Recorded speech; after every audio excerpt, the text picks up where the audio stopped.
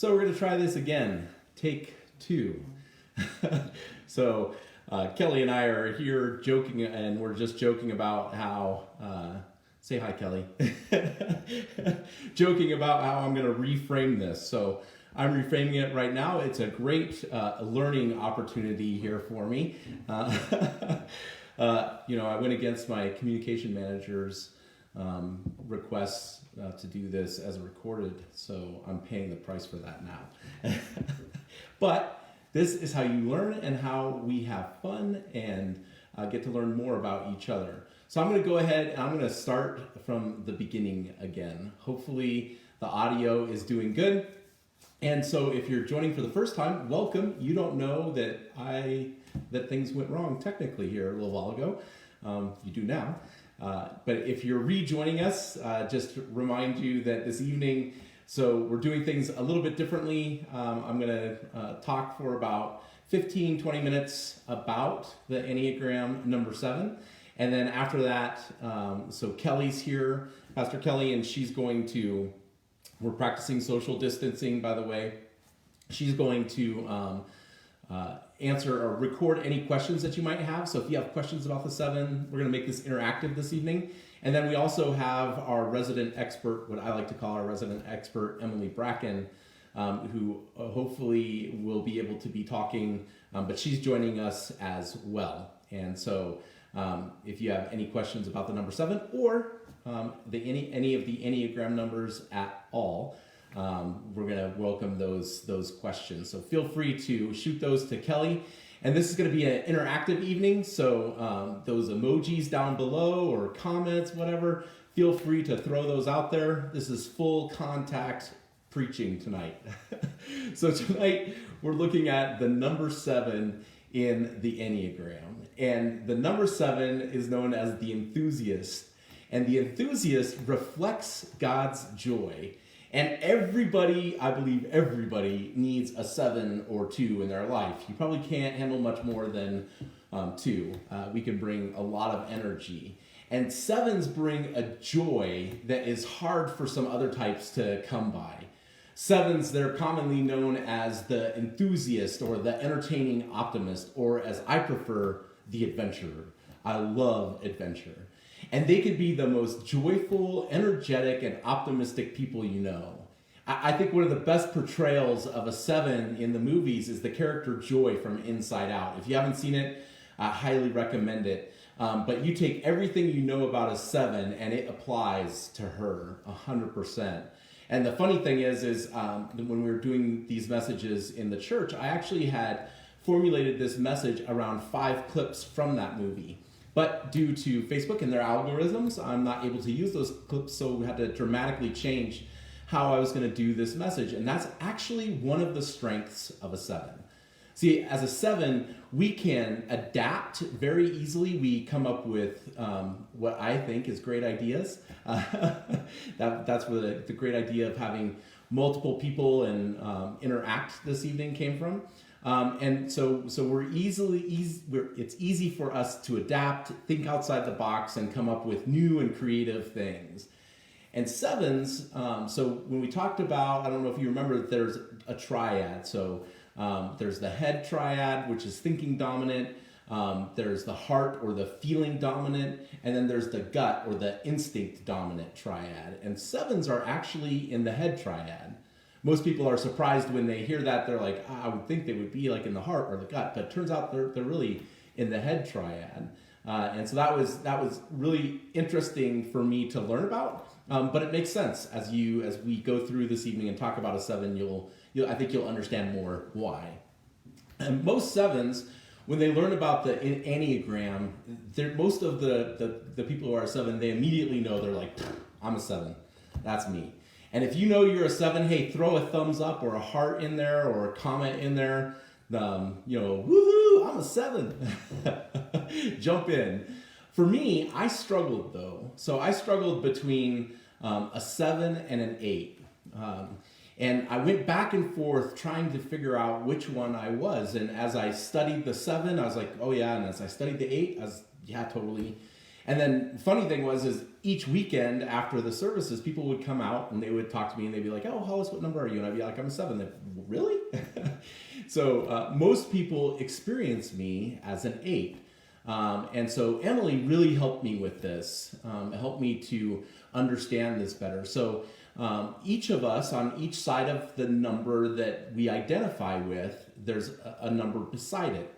And so on each side of the 7, there's the 6 and the 9, or I'm sorry, the 6 and the 8. I just learned how to count, so forgive me. But you have the 6 and the 8. And so for me, I have a strong wing to the 8. And if you think about it as a pathway, so for me as a 7, that's my dominant, that's the one I identify with. That's like a path through the grass that's worn down into the dirt. And then if you think about, if you walked next to that pathway, and let's say you just walked a couple of times, you would see this faint line through the grass. Well, that's like all of the numbers in all of us. See, each of us were created in God's image. So it's the imago Dei. Each of us were created in God's image, and so all of us have some essence of every number in us. And then the more you wear down that path, if you think about it, walking through the grass, you have more strength or more things that you identify with in that number. And so for me, that path is deeply worn. I would characterize it as almost being close to dirt and having some dirt patches in it. So I think I have a really strong wing to the 8. So if you're still trying to figure out who you are, and if you're trying to figure out if you're a 7, I have some traits that I want to share with you. So if you identify with most of these traits, you might be a 7. So listen quickly because I'm going to talk fast through these. So first, I enjoy life. I'm generally uninhibited and optimistic. Second, I don't like being made to feel obligated or beholden. Number 3, you're busy and energetic. You seldom get bored if left to do what you want. Number 4, you often take verbal or physical risks. That's me. Number 5, usually pick upbeat friends who have similar goals. Number 6, you're not an expert in any one thing, but can do many things well. I always say I'm a jack of all trades, master of none. Number 7, my style is to go back and forth from one task to another. I like to keep moving. If you ask my wife, I've got a lot of tasks around the house that are in a constant state of never being done. Number 8, I seem to let go of grievances and recover from loss faster than most people I know. Number 9, you like yourself and you're good to yourself. Number 10, you like people and they usually like you. Number 11, you usually manage to get what you want. Number 12, you value quick wit. Number 13, you're idealistic and you want to contribute to something in the world. Number 14, you vacillate between feeling committed and wanting your freedom and independence. Number 15, you're often at ease in groups. Number 16, when people are unhappy, you usually try to get them to lighten up and see the bright side of things. Number 17, you love excitement and travel. Number 18, sometimes you feel inferior and sometimes you feel superior to others. Number 19, I usually say whatever's on my mind and sometimes it gets me into trouble. And then number 20, I can make great sacrifices to help people. So if you answered yes, or you felt like you identified with most of those, you most likely are a 7. So that's some of the traits of a 7. Let's look at what do 7s look like at their best. So when 7s are healthy and they're operating at their best, what do they look like? So some of that is they're able to bring and or find joy in all situations. So no matter what happens, they're able to find joy and bring it into that situation. It could be the worst of situations. I've been in many of those where I'm able to find the silver lining, find the joy, and bring it into the situation in a positive way. They're visionary, versatile, resilient, helping to inspire people and projects. They're fun-loving and spontaneous, imaginative, productive, enthusiastic, quick, confident, charming, just like me, charming. And they're curious. And then somebody said to me, hey, 7s do have a dark side. There's a list of 7s at their worst. And so I took their word for it, so I'll share those with you. No, I actually can identify with some of these. So when 7s are at their worst, when they're unhealthy, when They've burned themselves out. So some traits are pleasure dictates their life choices. They can be narcissistic. They can be impulsive. They can be unfocused. They could be rebellious. I think rebellious is actually a positive trait as well. I tend to be rebellious all the time, so but it might not be. They can be undisciplined. They can be manic. They can be self-destructive. They can be restless. So those are some of the negative sides, but we don't have to dwell there. Let's move on, because we got some good stuff. So 7's core fear, if you're taking notes, core fear for a 7 is being deprived. 7's core fear is being deprived, feeling trapped in emotional pain, limited or bored. Literally, it's FOMO, fear of missing out. For me, I used to say I hate being alone. And as we studied the Enneagram, and as I did some self-reflection and really looking at that, what I discovered is I don't hate being alone. I actually don't mind being alone. What I hate is being bored. I hate being bored because when I'm bored, I have to sit with everything that's going on inside. I have to sit with the pain and face the pain. So how many of you are 7s out there and have realized that about yourself? Go ahead and throw up a thumbs up, or can you raise your hand? I think you should be able to. But throw a thumbs up out there if you've realized that about yourself, that you used to think you hated being alone, but you actually don't like to be bored. Enthusiasts, they live for the next adventure, and the key word is next.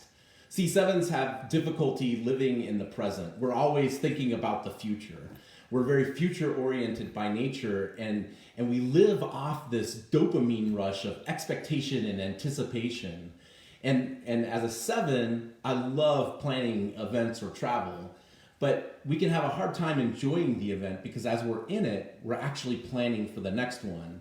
And it's important that we recognize that about ourselves so that we can give ourselves permission to enjoy the current moment.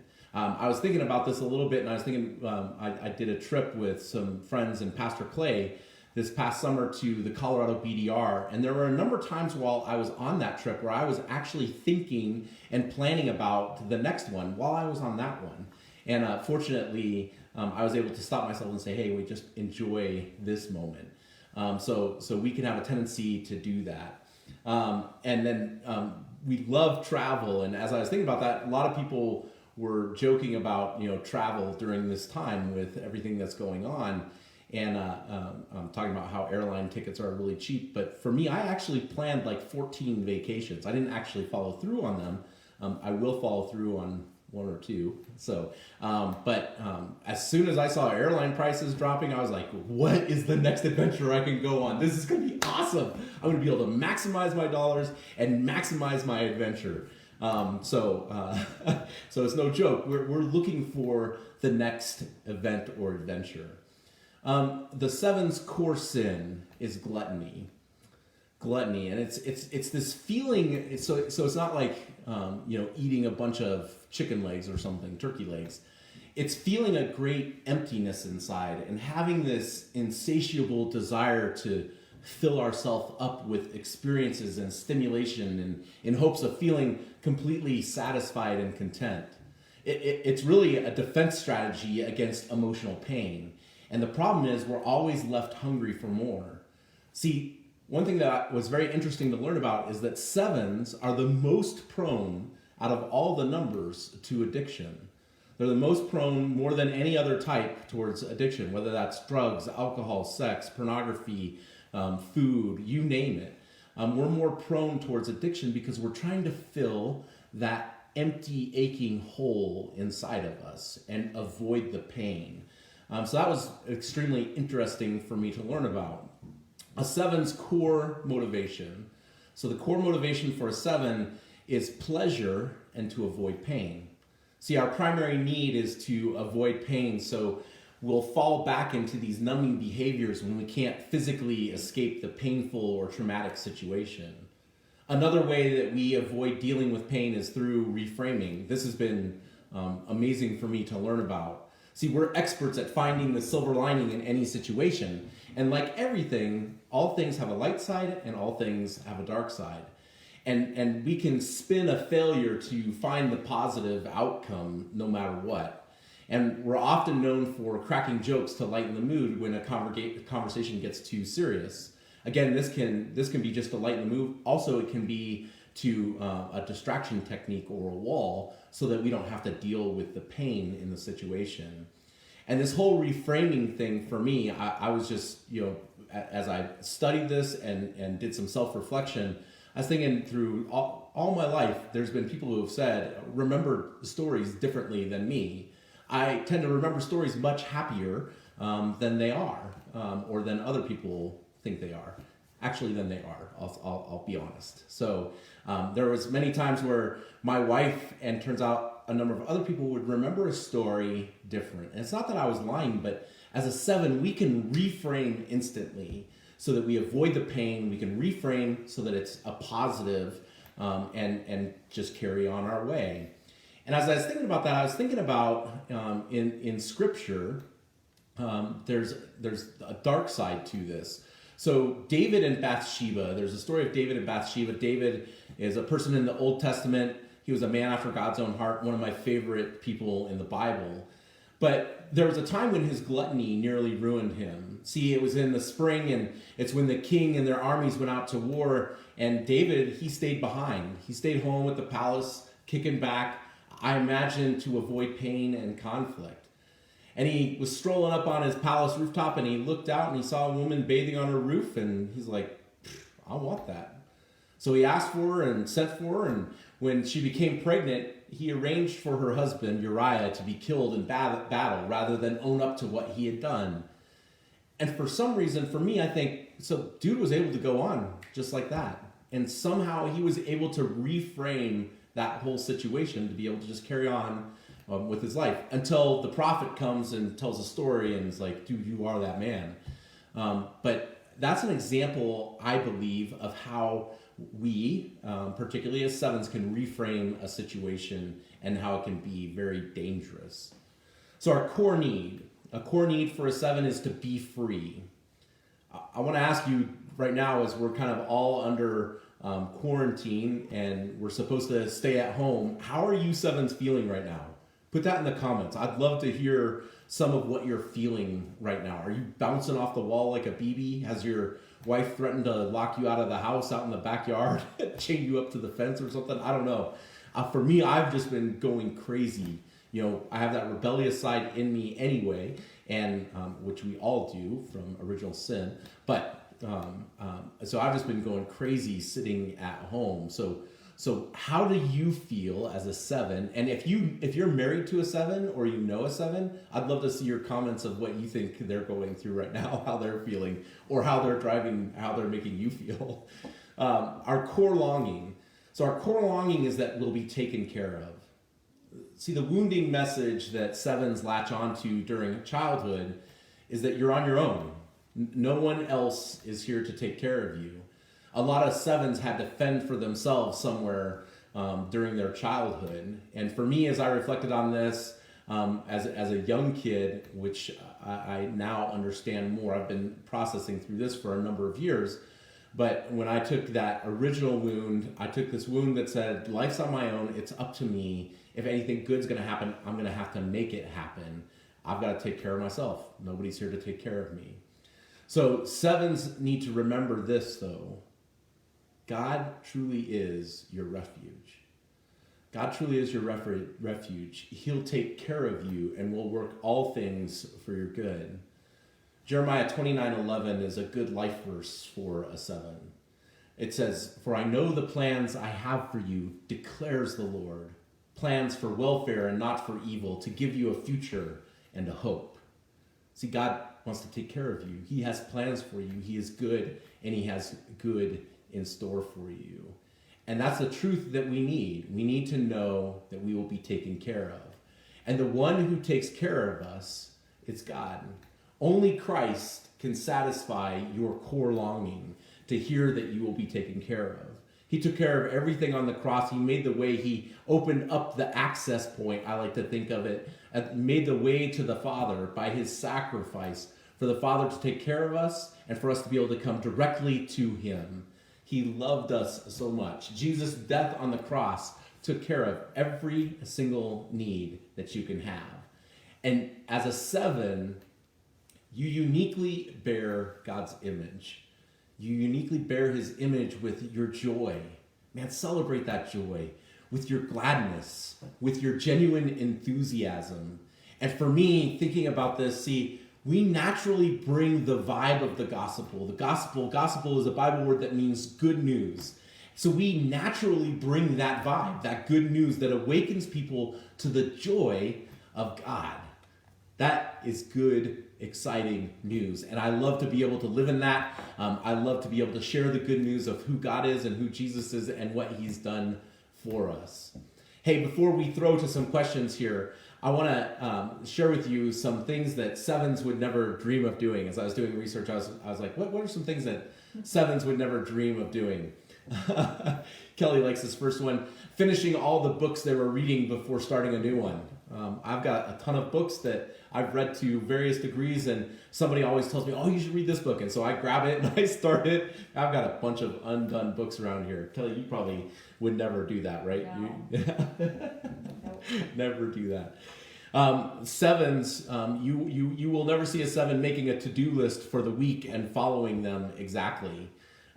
You'll probably never see a 7 telling a story without exaggerating. Probably never see a 7 spending 6 months at a Zen center in silent meditation. I just did a silent retreat a little over a month ago, and 3 days of silence and prayer and fasting was about enough for me. Another thing you'll never see a 7 doing is spending a whole day with a friend without suggesting even one way where she or he could do a job faster without taking a shortcut. You'll never see a 7 volunteering at a grief hotline. You'll never see a 7 spending 12 hours listening to a friend unload her problems and talk about herself. So remember, 7s, all of you, no matter what number you are, the Enneagram does not put us in a box. It is not our identity. What it does is it shows the box that we're already in, and more importantly, it shows us the way out. See, the Enneagram is a tool for transformation. It's a tool to help us identify where we are, to capitalize on our strengths, capitalize on the way that God's made us. But it also gives us a pathway to growth. I like to think about the Enneagram as the house. And the house sits on a foundation. And that foundation is this: God created you uniquely and perfectly. He created you. And he loves you.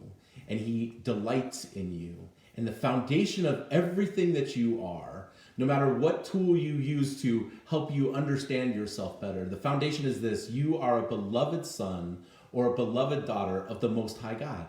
You are a child of God. That is who you are. And tools like the Enneagram help us just to step more fully into who God has created us to be. All right. So what I want to do at this time is I want to switch over to some questions. We have Kelly here, and it doesn't look like we were able to get Emily, but I think we might be messaging with her or something. Yeah. So switch over to Kelly here, and if we got any questions that came up or anything. Yeah, so tonight, Emily and I are one. So You're channeling your inner Emily? I'm channeling Emily through, not a mystical way, through text messaging. So one question that Felix Rocher had, thank you, Felix. Felix, thanks for the question. He said, I volunteered at several positions at Grace Place Security, Children's Ministry, Mountains Host, Usher. Where do you feel that a 7's energy is best used for Grace Place? Man, that's a great question. That is a really great question, Felix. One of the things that I love about that question is it really shows that you're a 7, because you're serving in all of these different spaces. And I think that's one of the things that 7s are able to do and really enjoy doing, is new experiences and those kind of things. Your enthusiasm and the joy that you bring is needed in every single ministry. I know I've experienced you in pretty much all of those, Felix, and And so I would say the answer to that question is this: where do you experience the joy of God the most? Yeah. And that's where that's how I think I would answer that question. Yeah. I think that energy and joy and everything that a 7 can bring, maybe it does mean you're serving in a lot of different areas, but maybe that looks different for every 7, depending on where the joy is coming from. Yeah. Great question, Felix. That is a great question. So keep questions coming. That's the only question so far, so we need some more questions. But while we are waiting for some questions, some questions for you as a 7. Okay. Okay. So can you identify a certain situation or a time where you have reframed, where a situation most people would have looked back and been like, that was a disaster, and you look back and you're like, what are you talking about? That was amazing. Man, there's a which one? That's a great question. I think which one would I pick for that one? That's a really good question, and that's a stumper because pretty much anything.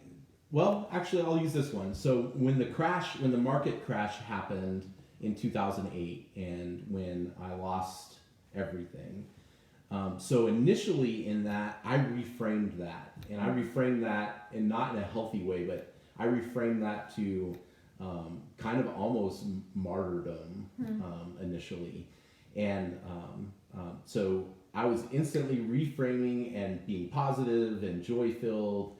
But it was all to mask the pain, and processing through that later. There was a lot of pain. I mean, I literally was spending nights in my room crying my eyes out beside my bed while my family was sitting in the living room, trying to avoid pain and trying to have them see me in pain. Yeah. So that's one example. One example. So if you guys have any other examples, if you are a 7 of reframing situations, putting maybe a positive spin on it. Another thing that Emily's talked about when it comes to the 7s is she uses the analogy of trail mix. Have you heard this before? I have not. Okay. That 7s, they want the best and the sweet thing in life, and so with trail mix, it's like they pull the M&Ms out of life. But the thing is they're still hungry. Yeah. Because they're just eating the M&Ms, and so they just keep digging for the M&Ms while they're hungry still. Yeah, not getting true sustenance. Yeah. Yeah. That one hurt. I'm sorry. No. You can blame Emily because I told you I'm channeling Emily right now. That's a good one, Emily. Yeah. I have done that often.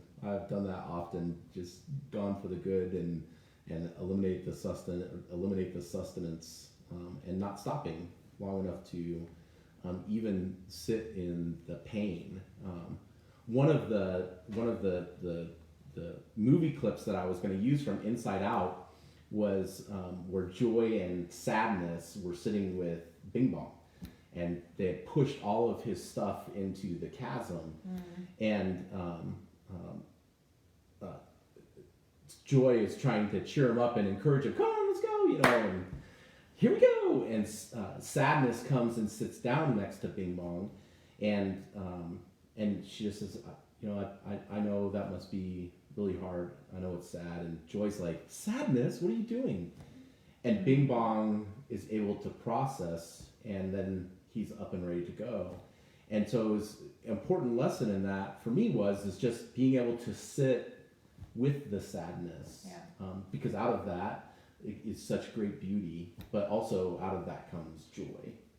So is that something that you have had to learn to do, is sit with people and just let them be in that space? Because something for a 7, it can be difficult for them to not redirect a conversation to keep it out of that negative space.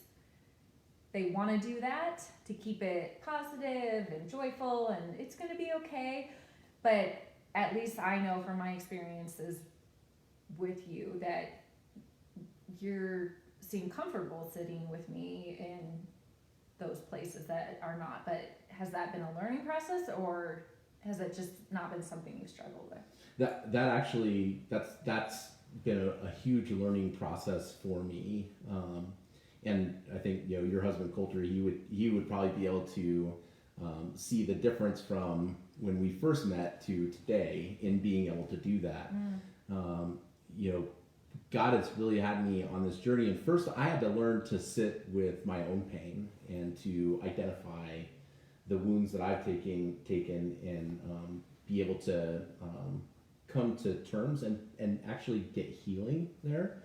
And as I was getting healing and understanding more who Jesus is and who he is in me, the more able I was and am to sit with people. And I actually love to, you know, this might sound weird, but I love to be able to sit with people in their pain. It's a huge gift to be able to do that. I still have to catch myself sometimes where it's like I'm going to try to go to the silver lining or try to bring the joy and cheer up at the wrong time, but because there's always a place for it, I think. But, I think there is, yeah. But yeah, it's definitely something I've had to learn. Next question. Yes, there's some questions. All right. Keep them coming, guys.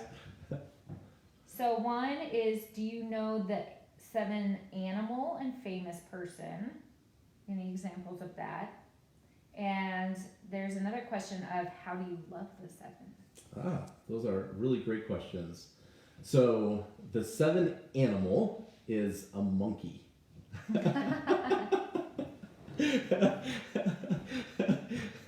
There you have it, guys. The monkey. Own it. Yes. It is yours. Which is awesome. Again, in Inside Out, you know, when at the beginning there's this period of pain, and when they just move in, and her dad acts like a monkey, and just so many reflections of the 7 in that movie. But monkeys are fun, man. They swing from the trees. They get all kinds of adventure. So that's their animal. I would say to love a 7, the number one thing, 2 things that you can do. Wow, not how. So I come up with all kinds of crazy things. He would call those wackadoo. Yeah, I was going to say wackadoo. I come up with all kinds of wackadoo ideas and schemes. And rather than killing it with howling it to death, well, how are you going to do that? How are you going to afford that? How are you going to, how? No. Just say, wow. And Andy Stanley actually did a teaching on this, and he's like, he's like, yeah, when they walk in the room and they say it, just go, wow. And we're going to forget about it. You know, like I said, I've got 14 vacations planned. I'm not going to take all 14 of those vacations. But my wife has got to hear about some of them, and so she's just said, wow, not how. So that's one. And I would say probably these 2 are really close at the top, is join me in the adventure. You don't have to do all the things with the 7 or that the 7 does, but it's so important that you're with us, that you're with us in the experience. There's so many adventures I think of when we did the scooter ride on the island. And there were some people who didn't want to go, but they came, and so that was the key, is that they were there, being a part of it. So if you have a 7 in your life, just join them, just be with them. Yeah. So. And then if you're 9, you can go home and sleep. I was joking with Kelly again, I keep going back to this Inside Out movie, but there's a point where Joy is like grabbing Sadness. Sadness just lays down and sticks her foot up, and Joy just grabs her foot and drags her along, and she's like, this is gonna be fun, and Sadness is like, oh. That's me and Kelly at work. So another question from Stephanie Klein. Do people think you are insincere because you are so joyful? Ooh, that is a great question. Do you think I'm insincere? No. Stephanie, tell us the truth. Tell us the truth. I think yes. I think people have experienced me and felt me to be insincere. I feel like I have reined back on that, and some of and doing it in appropriate places.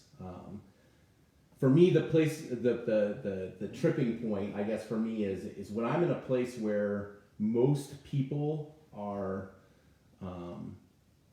experiencing sadness, let's say, or not upbeat, and I'm coming in hot and heavy.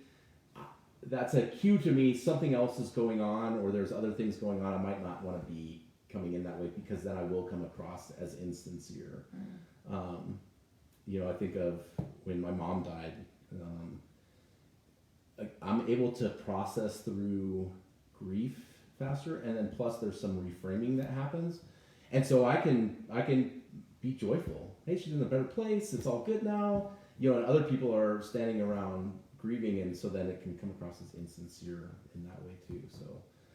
So just recognizing what else is going on around me. I hope I answered that question. It sounded like or did I ramble? I think you answered it. No, I think that was good. So Felix Roger, I think he's a 7 because he's been tracking with you in all of this. So, but he said his animal spirit is the warrior chicken. Does that mean warrior something chicken to you? I don't know what that means. I could picture a chicken as a 7, just kind of bouncing all over the place, then flying up with its claws. Oh my gosh. Any other questions that you have? Why you have a 7 here ready for you? Yeah, and we have Emily who's on the text. If you got a here. question for, or any number actually. Yeah, any because number. We're wrapping up the series tonight. Yeah. This is it. So if you have questions or want to talk about anything with any of the numbers. Yeah. I mean, I'm a 9. We're so fun. This is it. We can be fun. Actually, Ryan Bracken, who's a 9, posted and said he totally understands the trail mix thing and picking out the M&Ms. Yeah. Which is true. I mean, He picks out the M&Ms too? yeah. Sweet. I think a lot of people pick out the M&Ms. Awesome. They should. The M&Ms are good. All right. Any other questions coming in? Felix said he's trying to send pictures. I don't know really what that means. I'm guessing it's probably a picture of a warrior chicken? chicken. I hope it's just a chicken. Post it in the comments, Felix. 7 pictures scare me. Hi, Dawn. Dawn's a 9. She's here. Hey, Dawn. Okay. All right.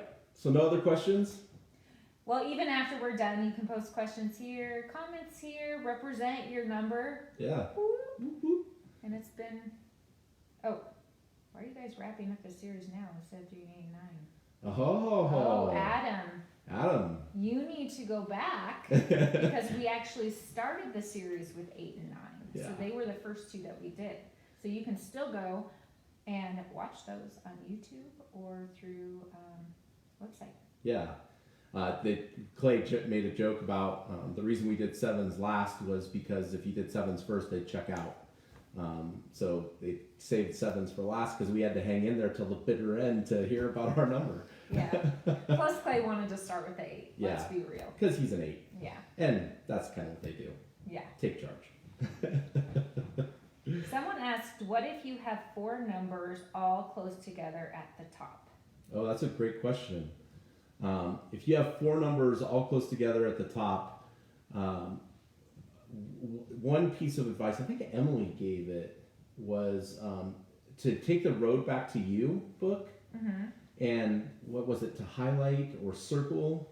So the Road Back to You, at the start of each of the chapters, which is each of the numbers, there's a list of characteristics. And so go through and highlight the ones for each number that really stand out to you and see where the most highlighted letters are. The other way is there's this chart that has your stances, like if you're withdrawing or aggressive, and then other column that is the head, heart, gut. And so Emily, if you can post that chart in the comments for people, if you can identify those, you can kind of narrow it down between those numbers. And it just might take a little bit more research and a little bit more time looking into each of those to really feel which one you most connect with, because a test might not be as helpful for everyone. Yeah, and I would say just spend some time, in self-reflection, and even look up the unhealthy side, and see where you identify there. I think that can help kind of narrow things down. We never want to look at we do want to, but so for me, I never want to look at the unhealthy or the negative side, but that's one of the things that helped me, was looking at the negative side, and then also looking, an epiphany moment for me was seeing that a 7, when they're unhealthy, goes to the 1, and as I read that on the unhealthy 1, it was like, oh man, that is me when I'm unhealthy. So kind of looking at those things can help to, again, help you identify what number you identify most with. And remember, those numbers don't put us in a box, but define the box that we're in, and it begins the pathway to transformation. Yeah, I like to think of it as if your numbers goggles that you're looking through, unless you know what those are, you can't start working on taking them off and seeing everything. That's good. Stephanie Klein's also wondering, and maybe you hit on this, what's the invitation to the 7? Oh, the invitation,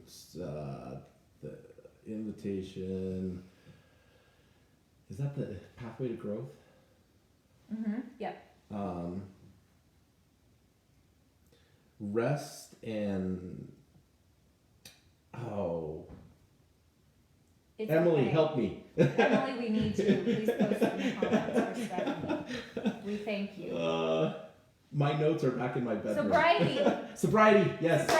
Sobriety. Yes. Yeah, the pathway is sobriety. And not sobriety like not drinking, but sobriety in the context of gluttony. Being able to sit with an in, and also enjoying what you have. And delayed gratification. Yep. Enjoying what you have, delayed gratification. Thank you, Emily. Yes, you thank you, Emily. Us. Whew. Man. I know. It's rough.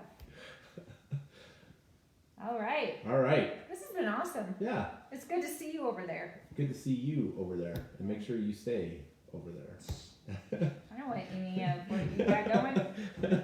Thank you for staying over there, Coulter. Hey, thank you guys so much for joining us this evening. Really appreciate you taking time out of your evening to be with us and to celebrating the end of the Who Are You series. Hey, if you have prayer requests or anything like that, I want to encourage you to share those down below. If you feel like they're private, PM them to Grace Place or to me. Love to have the opportunity to pray for you. And as we're going through these times, if you know of somebody who needs help, let us know. We want to come alongside them and help them. Now more than ever, there's so many opportunities for us to share the love and the good news of who Jesus is. We love and appreciate you guys. God bless you. Have a nice evening.